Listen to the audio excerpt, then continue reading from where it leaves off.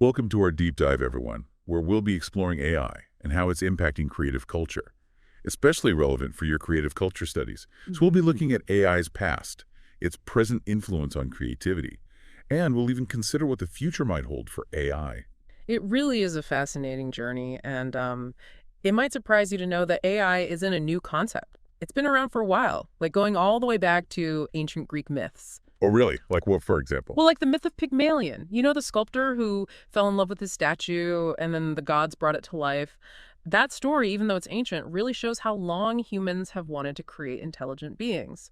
And it connects to how we pursue AI today. That's a really interesting connection. So how Yeah. did we go from those mythological ideas to like the AI that we see today? Well, it took centuries, of course. Yeah. But a really important period was the mid 20th century, which people call the golden age of AI.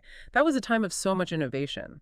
Like, for example, in 1951, Christopher Strachey developed a program on the Ferranti Mark I computer that could play checkers. Wow, a computer playing checkers back then. That's incredible. Yeah. So we've come a long way. Weren't there also some developments in like mimicking the human brain? Oh, absolutely. Around that same time, the perceptron was developed, which was the first artificial neural network. And it was designed to learn and process information like the human brain does. And all that really laid the foundation for the AI we see today. So we've gone from myths to the golden age of AI. What kind of impact is AI having right now on creative fields?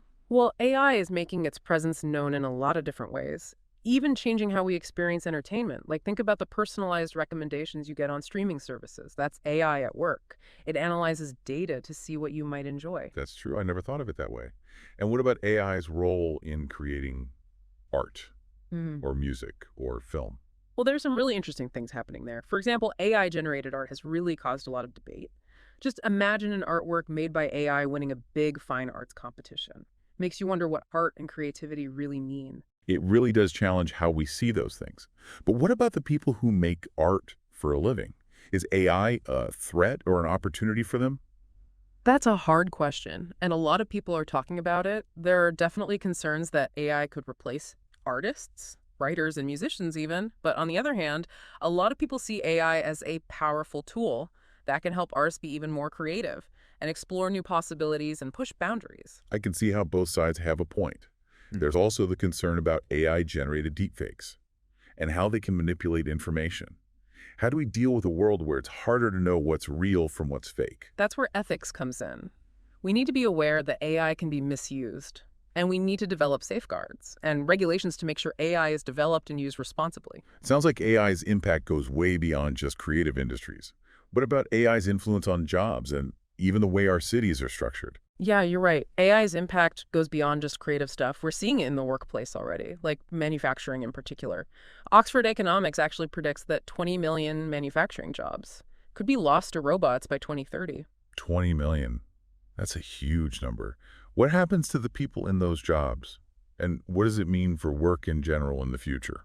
Those are big questions, questions we have to think about as a society. Some experts say AI will create new jobs to replace the ones lost, but others aren't so sure about that. And then there's the question of how work will be distributed and what skills people will need in an economy driven by AI. It seems like there's a lot we don't know yet. But going back to cities for a second, you said AI could change how they're structured. How so? Well, imagine if lots of white-collar jobs could be done remotely. Because of AI tools and automation, people might move further away from city centers, which means cities might become less centralized. Hmm, that's interesting. I wonder about the environmental impact of that. Would a less centralized city be better or worse for the environment? I guess it depends how it's done. Exactly. And that actually leads us to another area where AI is becoming really important, education. Oh, yeah. Yeah. AI in education. What are your thoughts on how that's changing how we learn? It's pretty remarkable how much educational technology has grown, especially recently. The pandemic really sped up how much people use online learning platforms and AI tools in classrooms all around the world, from elementary schools in developing countries to universities in big cities. Yeah, I've noticed that too. It seems like AI is becoming a normal part of education. But what does that mean for teachers? Are algorithms replacing them? There's a lot of debate about that. Some people who really support AI in education, like Bernard Marr, they think AI can make learning more personalized and give students feedback in real time so teachers can focus on being mentors. and teaching higher level things. So it's more like AI is working with teachers, not replacing them. Right. But then other people think that human connection is really important, and the kind of understanding a teacher brings, they say you can't replace that. They worry that too much technology will make learning less human.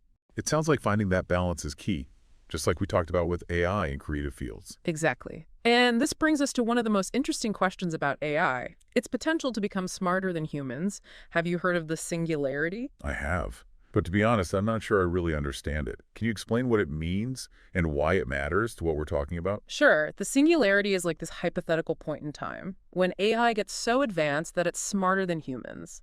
And that could lead to really fast and unpredictable changes in technology. It's an idea that has fascinated scientists and philosophers, even science fiction writers, for decades. It does sound like something out of a movie. Yeah. But is it something we should actually be worried about? Well, it definitely causes a lot of debate. Some experts think the singularity could really happen, and we need to be ready for it. Others think it's just speculation. But whether it happens or not, the idea of the singularity makes us think about the long-term impact of AI and what our role is and how it develops. So how do these experts see the future of humans? In a world where AI is smarter than us? There are different views. Some people think humans will become the managers of AI. Like, we'll use it as a tool to solve problems and make our civilization better. Others see it more as a partnership, where humans and AI work together, each bringing our own strengths. Those sound kind of optimistic. Are there experts who are more pessimistic about AI's future? There are, and we should listen to their concerns. People like Nick Bostrom and Stephen Hawking, they've warned about the dangers of what they call unaligned AI. Unaligned AI. What's that?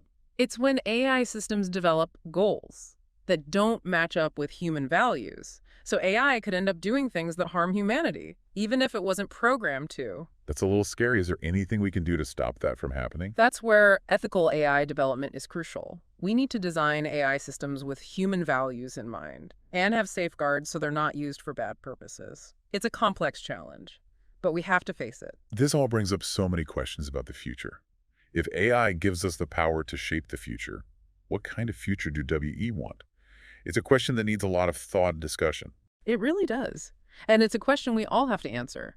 As we keep exploring AI and creative culture, we need to remember these ethical questions and the potential long-term effects. You've given us a lot to think about.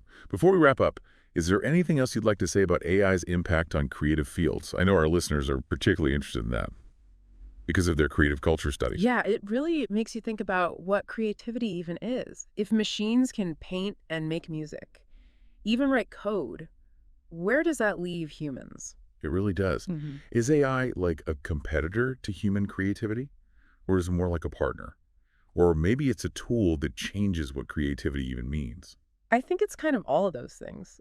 As AI becomes more common in creative fields, artists, writers, musicians, everyone will need to learn new tools and ways of working, maybe even redefine their roles. Exactly. Things are changing fast.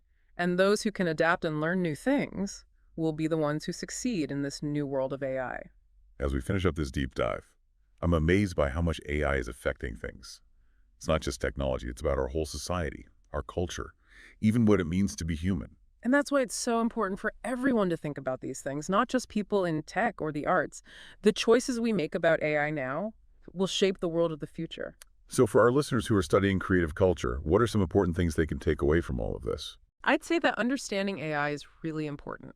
For anyone interested in the future of creative culture, AI is already changing how we make and experience art, music, literature, all kinds of creative things. It's a field with lots of possibilities for innovation, but it also has challenges and ethical questions we need to consider. I think that's a great point to end on. Thank you so much for joining us today and sharing your insights. It's been my pleasure. And to our listeners, I encourage you to keep exploring AI and creative culture. Stay curious, stay engaged, and keep asking those big questions. That's all the time we have for today's deep dive. We hope you enjoy this exploration of AI and creative culture. Remember, the future isn't something that just happens to us. It's something we create. And by understanding AI's power and possibilities, we can help shape a future that's both innovative and human-centered. Thanks for listening.